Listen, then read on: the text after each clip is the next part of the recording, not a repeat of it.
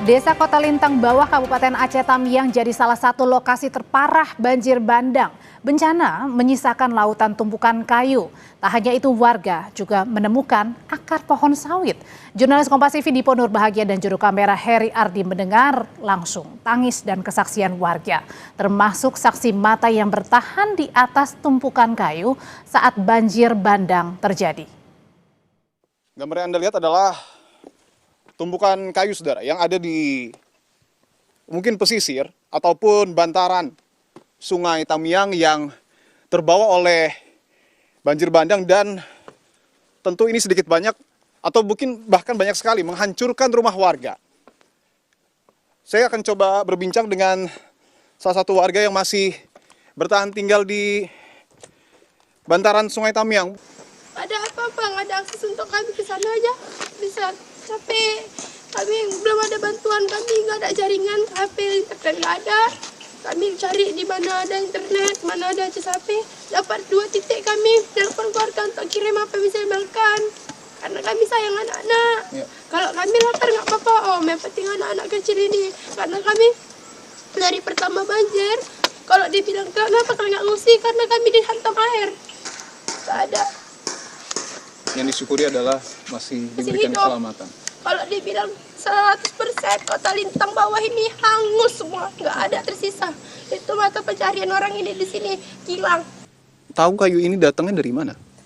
Kalau nggak salah kayu ini dari Sungai Lescan entah mana, pokoknya dia anjut semua kemari Om. Kalau ke sana sebagian nggak banyak kan, tapi kalau di sini memang banyak sekali ya. Rata. Itu abang itu orang asli. Bisa Om tanya. Ini kayu Om karena ya nggak apa-apa. Kita akan coba masuk lebih ke dalam ya, saudara, untuk melihat situasi. Ke rumah mertua saya. Bayi di estafet pakai ember. Ada 3 bayi kami estafet. Sampai situ itu dengan tem kayu semua, kami panik semua. Akhirnya kami beranikan diri, air makin naik, di sini kami. Tidur di sini di pinggir jalan. Abang tidur di sini? Iya, semua satu keluarga, ada 7 kepala keluarga di sini tidur. Saya ingin tunjukkan dulu ya, itu yang pertama itu rumah abang ya, sudah hancur. Dan abang ketika banjir dan kayu-kayu ini datang, tidur di sini? Iya, di ampar-amparan ini Bang. Ini Bang, ampar-amparan ini. Ini rame nih. Bertahan hidup kami Bang, 3 hari 3 malam nggak makan. Abang tahu kayu ini datang dari mana? Dari pucuk gunung Om, dari Aceh Tenggara sana, Gayo Luas ya. Gayo Luas, longsoran berarti ya? Ya mungkin dia banjir bandang dari sana kemari. Karena apa mungkin tebangan? Enggak, ini memang dari hutan kemari. Oke, dari hutan ke sini ya. Tapi memang sebanyak ini ya. Nah, karena kayunya enggak gini aja Om, ada akar-akar pohon juga. Udah hanyut ke sana, udah ketimpa-timpa, nggak tahu kita. Akar pohon semua, pohon sawit. Oke. Pohon apa aja lah.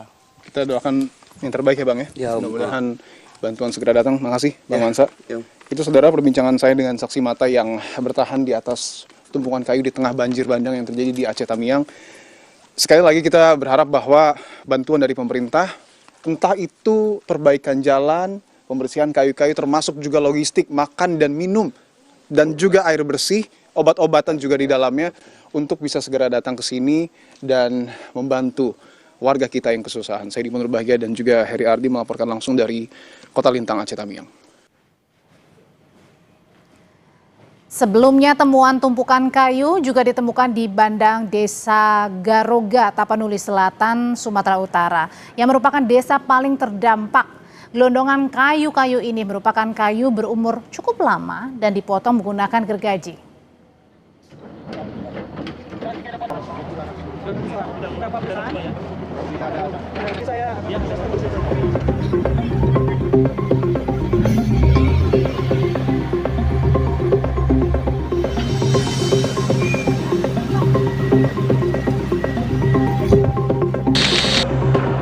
Satgas PKH Kejaksaan Agung mendalami dugaan tindak pidana pembalakan liar yang terjadi di Provinsi Sumatera Utara, Sumatera Barat, dan Aceh. Penyelidikan diperlukan untuk mengetahui apakah banjir bandang yang terjadi di ketiga provinsi itu murni disebabkan faktor alam atau ada keterlibatan manusia melalui praktik ilegal logging dan pertambangan. Untuk itu, tim Satgas PKH Kejaksaan Agung saat ini sudah disebar ke 3 provinsi yang terdampak bencana. Tim akan menelusuri area perkebunan hingga pertambangan, termasuk menyelidiki batang-batang kayu gelondongan yang terbawa banjir bandang. Tim Satgas PKH juga sudah bergerak mendatangi beberapa lokasi yang diduga adanya perbuatan-perbuatan yang merusak lingkungan hidup sehingga rusaknya ekosistem. Dari mulai kemarin sudah bergerak di 3 wilayah itu, baik itu di wilayah Aceh, di wilayah Sumatera Utara dan Sumatera Barat. Ini khusus terkait dengan kawasan hutan ini yang rusaknya gitu kan. Apa nanti di situnya ada tambang atau nanti sedang didalami. Apakah ini nantinya akibat seperti dari apa, pada dari rusaknya kawasan hutan atau kayu tambang, nanti didalami oleh. Yang jelas tim PK sudah bergerak. Sementara itu, Wakapolri Komjen Dedi Prasetyo memastikan tim penyelidik sudah bergerak mengumpulkan bukti, menelusuri rantai distribusi kayu ilegal, dan mengidentifikasi aktor intelektual di balik praktik penebangan liar. Tim sus ini berkoordinasi dengan Polda Sumbar dalam penyelidikannya. Banyaknya temuan gelondongan kayu saat banjir bandang di Sumatera Barat, Pak. Itu apakah akan diselidiki, Pak? Ya, Barreskrim sudah bentuk tim. Barreskrim nanti tentunya akan berkolaborasi dengan Polda Sumatera Barat untuk melakukan pendalaman dan penyelidikan terkait kasus. Oke, terima kasih, Pak. Kalau terkait nanti akan kita lakukan penyelidikan, apakah betul bahwa barang-barang atau kayu yang terbawa oleh air tadi betul hasil pembelakan terus bertahap, itu akan kita lakukan penyelidikan lebih lanjut. Sepekan lebih pasca bencana, tumpukan kayu gelondongan masih memenuhi kawasan terdampak di sejumlah kabupaten kota di Provinsi Sumatera Barat. Di Kota Padang bahkan, tumpukan kayu gelondongan hanyut hingga ke laut dan memenuhi bibir pantai Parkit di Kelurahan Air Tawar Barat, Kecamatan Padang Utara, Kota Padang. Tim Liputan Kompas TV. Satgas PKH sudah turun ke 3 wilayah bencana mengusut penyebab kerusakan hutan. Lalu siapa di balik kayu-kayu gelondongan yang menghancurkan permukiman warga? Kita bahas bersama mantan Kabareskrim Polri, Ito Sumardi. Pak Ito, selamat sore. Selamat sore, Pak. Dan hadir juga juru kampanye Hutan Greenpeace Indonesia, Anggi Putra Prayoga. Mas Anggi, selamat sore. Baik, selamat sore. Ya, saya mau ke Pak Ito dulu. Pak Ito, dari Kejagung ini mengatakan bahwa tim Satgas PKH akan menelusuri area perkebunan hingga pertambangan di wilayah bencana. Biasanya barang bukti seperti apa sih yang kemudian bisa jadi indikasi bahwa betul di sana ada perusakan area? Ya, baik, Mbak. Pengalaman saya ya waktu saya menjabat Kapolda Riau, kemudian Kapolda Sumsel, kita memang harus menggunakan alat transportasi helikopter ya. Karena hanya dari atas kita bisa menelusuri kayu itu dari mulai hilir ke hulu. Nah, kemudian penyebabnya yang pernah kami alami itu tentunya bukan hanya dari penebangan ilegal, bahkan dari perusahaan yang ilegal, yang legal pun itu juga bisa menyebabkan kejadian tersebut. Nah, biasanya modusnya itu mereka menempatkan kayu-kayu itu dari hulu ke hilir di sungai sepanjang berapa kilometer supaya kayunya itu kulitnya terlepas, kemudian diikat, ditarik dengan tongkang. Itu pengalaman saya. Nah, selama ini kan kita tidak pernah terjadi banjir bandang yang seperti sekarang. Tentunya kalau kayu-kayu ini cakupan hutan yang dibuka itu sangat luas, maka tentunya itu tidak mampu untuk menahan air. Dan air inilah yang kemudian membawa longsoran ya masuk ke dalam sungai sehingga akhirnya sungai itu akan meluap ya. Dan tentunya yang kita lakukan di sini harus dilakukan penelusuran. Tidak mudah ya, Mbak, karena dulu juga pengalaman saya penelusuri sampai ke hulunya itu kita harus menggunakan alat transportasi udara, kemudian lakukan pengamanan, dicek kemudian apakah izin-izinnya itu legal atau ilegal. Bahkan yang legal pun juga itu juga sebagai penyebab ya kayu-kayu itu yang bisa akhirnya menyebabkan terjadinya banjir ya, karena mereka menempatkannya di sungai-sungai ya. Dalam kayu-kayu ini sebenarnya digunakan untuk apa sih? Ya dijual lah, Pak, dijual ya. Jadi kesulitannya ya itu pasti karena harga kayu memang tinggi ya. Kalau mereka juga di sini kan memanfaatkan masyarakat tempatan ya, masyarakat setempat yang kondisi sosial ekonominya itu sangat memprihatinkan. Jadi memang serba sulit kalau menegakkan ini. Tentunya yang harus kita sasar adalah para pemodalnya. baik yang itu legal maupun yang ilegal. Nah, di sini harus dilakukan kembali masalah melakukan penelitian kembali izin-izin ini apakah memang harus diteruskan atau tidak, apakah memenuhi persyaratan atau tidak. Karena biasanya mereka itu memperluas sendiri ya untuk area yang diizinkan. Nah, ini tentunya menjadi bahan bagi para penegak hukum, terutama baik kepolisian, mungkin juga dengan kejaksaan dan instansi kehutanan untuk bisa melihat apakah izin ini memang yang diberikan sesuai dengan ketentuan atau tidak. Karena izin dikeluarkan harus ada perizinan dari Kementerian Lingkungan Hidup ya, Oh, maupun oke. dari Kementerian Kehutanan. Oke, harus ada dua izinnya ya kalau dari Kementerian Lingkungan Hidup dan juga Kehutanan ya Pak Ito. Apalagi mungkin juga Ya. semakin susah atau diperparah dengan tidak ada perusahaan yang memang ada di situ gitu ya. Iya betul, ya itulah ya kan yang diambil kayunya Mbak ya, nanti di ujung itu mereka dibawa ke sawmill. Sawmill itu biasanya terletak di sekitar sungai ya, Heeh. di sekitar sungai. Jadi kita pernah melakukan patroli bersama Pak Gubernur ya, Pangdam. Ya kita temukan sawmill itu ada di sekitar sungai karena tidak mungkin sawmill itu ada di atas ya. Itu yang menyebabkan karena kan kayu-kayu ini terletak di ketinggian. Oke. Kemudian mereka diluncurkan dengan seperti rel masuk ke dalam sungai, didiamkan sampai dengan kulitnya terlepas, diikat, kemudian ditarik dengan tongkang masuk ke tempat sawmill.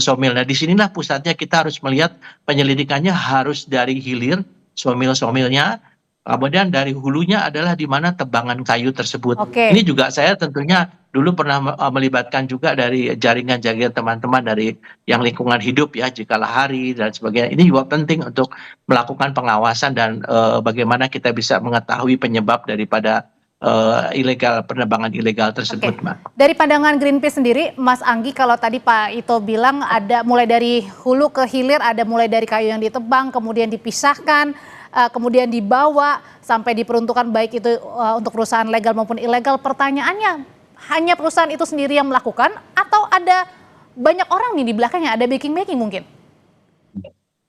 Ya, jadi ini sangat erat kaitannya ya, karena pemanfaatan kayu ini masif. Jadi saya pikir juga di sini harus ditelusur lagi asal-usul izin yang dikeluarkan oleh Kementerian Kehutanan.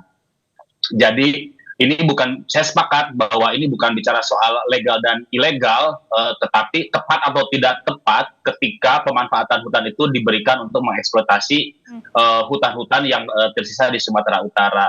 Nah, ada banyak hal sebetulnya yang harus dilakukan untuk mengetahui kayu-kayu ini berasal dari mana. Yang pertama memang harus dilakukan audit dan investigasi apa saja yang dikeluarkan oleh Kementerian Kehutanan. Hal ini dalam kaitannya izin kepada siapa di lokasi-lokasi yang memang berada di tengarai begitu ya, di areal-areal hulu das, termasuk juga konsesi-konsesi yang memang sudah diberikan kepada perusahaan-perusahaan, baik itu secara legal ataupun tidak. Jadi saya pikir yang pertama harus dilakukan adalah lakukan investigasi dan audit kepada Kementerian Kehutanan untuk mengetahui semua jenis kayu dan misteri kayu ini berasal dari mana. Oke, pertanyaan berikutnya adalah kalau misalnya tadi kan pasti kejadian seperti ini bukan 1 tahun 2 tahun belakangan ya Pak Ito dan juga Iya. Mas Anggi, begitu pasti ada sebelum-sebelumnya. Nah pertanyaannya, apakah benar jangan-jangan ada orang besar, jangan-jangan ada backing, lalu siapa kemudian yang harus bertanggung jawab nih dari awal sampai sekarang, akhirnya pada saat banjir bandang dan longsor ini kayu-kayu semuanya terbawa. Usai jeda nanti bapak-bapak akan menjawab, tetap bersama kami di Kompas Petang. Oke, pertanyaan sebelumnya yang perlu dijawab juga oleh Pak Ito dan juga Mas Anggi adalah gimana caranya ini menentukan dan tahu siapa orang besar di balik peristiwa kayu gelondongan yang kemudian terbawa pada saat banjir bandang dan juga longsor, Pak Ito. Kan nggak mungkin hanya 1-2 tahun belakangan terjadi, pasti sudah lama terjadinya. Gimana caranya bisa tracking ke belakang ini? Ya, saya kira mungkin pada saat saya tahun 2005 Kapolda Riau, Mbak, itu sudah terjadi, cuma tidak sampai terjadi banjir bandang. Karena kerusakan hutannya masih kecil dan kita harus pertama memetakan dulu daerah kerusakan hutan yang kemudian mengalir kepada pusat terjadinya banjir bandang. Nah, dari sana kemudian kita bersama-sama dengan kementerian terkait menginventarisir, tadi sampaikan Mas Anggi, siapa perusahaan di daerah situ yang mendapatkan izin. Setelah itu kita lihat, kan bisa lihat dari area yang diberikan izin dengan yang tidak diberikan izin ya. Nah, di sana kita bisa menentukan mana perusahaan yang legal, mana perusahaan yang ilegal ya atau penembangan yang ilegal. Nah, di sini nanti baru dari sini diturunkanlah tim ya. Biasanya kita menurunkannya dengan pesawat helikopter dan lain sebagainya karena tidak mungkin lewat jalur darat, Mbak. Jalur darat itu sangat sulit menembus hutan ya. Dan mereka ini kayu-kayu ini pasti akan inikan ke tempat ditempatkan di sungai ya, aliran sungai. Karena dengan cara itulah mereka akan membawa kayu-kayu ini ke tempat comil. Nah, sekarang untuk membuktikan apakah kayu ini berasal dari tebangan atau merupakan kayu alam, ini tentunya kita lihat saja dari hasil chainsaw-nya ya, pemotongan kayu-kayu ini yang biasanya yang berasal dari perusahaan itu adalah ada bekas dipotong. Tapi kalau yang dari alam kan tidak ada bekas-bekas dipotong. Ini saya kira mungkin tim yang di hilir ini harus bisa menginventarisir, dan biasanya kayu-kayu dari perusahaan yang legal ini diberikan nomor, Mbak, diberikan nomor. Itu kalau Ini yang ada mungkin temuan dilakukan. nomor, ada juga tadi bekas temuan gergaji juga di kayu-kayu gelondongannya. Pertanyaannya kalau begitu seharusnya tidak sulit untuk mengetahui dan meminta pertanggungjawaban perusahaan-perusahaan legal maupun ilegal itu, Pak Ito. Iya, sangat tidak sulit, Mbak. Menurut saya ya, di situ mau tidak mau perusahaan itu kan harus memberikan kompensasi ya terjadinya banjir itu kepada masyarakat dan lain sebagainya ya. Saya kira kan perusahaan-perusahaan itu kan harus segera diinventarisir sekarang siapa. Jadi meskipun perusahaan itu legal karena dia membuka untuk biasanya sawit, kan itu menyebabkan serapan air menjadi kecil ya, kemudian menyebabkan air itu akan turun, kemudian bisa membawa tanah ya, atau dalam bentuk longsoran itu ya. Nah, ini yang harus mereka bertanggung jawab. Kan kerusakan lingkungan itu juga tentunya nanti dari hasil penyidikan ya, baik dari pihak kepolisian maupun instansi lain, kehutanan dan lain sebagainya, itu mereka juga harus bisa membawa ahli-ahli lingkungan hidup yang bisa menentukan apakah perusahaan ini sebagai salah satu penyebab dari terjadinya banjir bandang. Otomatis harus dikenakan tindakan atau kompensasi apa yang diberikan kepada masyarakat ataupun pemerintah ya. Dan Kalau tadi Pak Ito bilang pada saat Pak Ito masih menjabat sebagai Kapolda Riau ini tidak semasif sekarang ya, tapi kemudian semakin besar lagi. Nah, pertanyaannya kalau gitu apakah bisa sebuah perusahaan legal maupun ilegal ini bisa menebang kayu-kayu tanpa adanya perlindungan dalam tanda kutip? ya itu kan ada persyaratannya, Mbak. Nanti kita lihat apakah yang diizinkan oleh kementerian ini juga adalah sesuai dengan perhitungan daripada ekologi ya, atau daripada dampak terhadap lingkungannya. Karena kita juga tidak hanya melihat daripada pemerintah daerah yang memberikan izin, tapi kementerian ini pun akan kita lihat ya, apakah kementerian ini juga hanya sekedar memberikan izin tanpa memperhitungkan persyaratan-persyaratan kemungkinan terjadinya bencana alam ataupun terjadinya seperti sekarang banjir bandang dan longsoran atau tidak. Nah, ini tentunya nanti harus secara Satgas ini harus secara bersama-sama ya, kolaboratif dengan kementerian-kementerian lain, sehingga bisa diusut dari mulai perizinan, kemudian pelaksanaan perizinan itu yang biasanya pengalaman saya diberikan izin misalnya membuka lahan 100 hektar. Kemudian mereka membuka lahan sampai 300 hektar. Kita tahulah pengusaha besar yang akhir-akhir ini terkena permasalahan itu dengan kebun sawit dan lain sebagainya. Nah, ini dampaknya adalah sekarang ini, Mbak ya. Oke. Kalau dari Kejagung sendiri membentuk Satgas Penertiban Hutan, ada juga dari Polri yang membentuk tim investigasi mengusut kayu gelondongan. Pertanyaan berikutnya, Mas Anggi, apakah perlu ini untuk benar-benar mengetahui, mengusut tuntas sampai ke akarnya, perlu menggandeng pihak luar yang kompeten dan independen? Ya, saya pikir sangat penting ya. Di sini ada keterlibatan dari Kejagung, juga termasuk juga KPK. Karena kalau kita telusur lagi, sebetulnya ini tidak akan lepas dari kinerja Kementerian Kehutanan dalam mengeluarkan izin-izin. Ada banyak sekali skema-skema yang dikeluarkan oleh Kementerian Kehutanan dalam konteks mengeksploitasi hutan. Bisa dalam bentuk pemanfaatan hutan, bisa dalam bentuk penggunaan kawasan hutan, bisa dalam bentuk juga pelepasan kawasan hutan. Saya pikir juga ini bisa jadi ya, bisa jadi ini ada kaitannya dengan upaya-upaya Kementerian Kehutanan melepaskan kawasan hutan untuk kelompok-kelompok tertentu untuk perkebunan kelapa sawit ya, di mana itu aktivitas yang dilakukan adalah mengeksploitasi hutan, kemudian mengubah tutupan hutan yang tadinya hutan menjadi bukan hutan. Bisa dilakukan dengan cara land clearing ataupun kemudian kemudian dibangun perkebunan kelapa sawit. Jadi sangat penting untuk membentuk atau menggandeng lembaga independen ya, untuk menelusuri sebetulnya dari mana asal usul atau misteri kayu ini berasal. Nah, tapi secara hukum sebetulnya ada mandatori yang dikeluarkan begitu ya, kebijakan-kebijakan yang berlaku saat ini, yaitu dengan barcode. Jadi kalau kita lihat kayu-kayu tidak ada barcode, berarti sebetulnya itu bisa dikatakan kayu ilegal. Karena bagaimanapun kayu-kayu itu di bawah dari otoritas Kementerian Kehutanan. Kementerian Kehutanan seharusnya tahu kayu-kayu ini berasal dari mana dan dengan mudah sebetulnya menelusur kayu itu dari mana. Tapi sayangnya memang kenapa ini menjadi penting lembaga independen untuk terlibat di sini adalah untuk menjaga integritas dari hasil investigasi dan audit penelusuran kayu-kayu gelondongan ini. Artinya kalau tidak melibatkan tim independen, Pak Ito, mungkin saja ini bisa mandek di tengah jalan nih.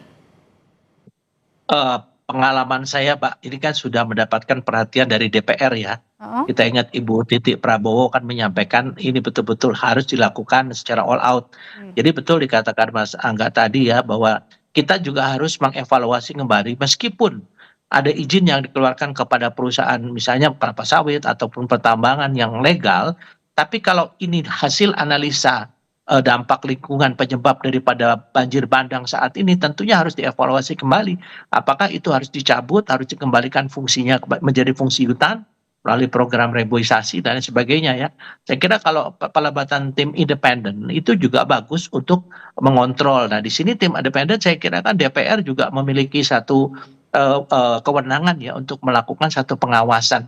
Jadi saya kira tidak perlu melibatkan tim independen dari luar ya, ataupun dari, saya kira mereka kejaksaan, kepolisian, kejaksaan, KPK, kehutanan, mereka profesional. Yang penting ada pengawasan, ada pertanggungjawaban akuntabilitas apa yang dilakukan oleh mereka kepada pemerintah sehingga kejadian ini tidak terjadi lagi ke depannya. Demikian, Mbak. Sudah kami tangkap pesannya. Terima kasih Pak Ito. Mas Anggi, terima kasih. Selamat sore.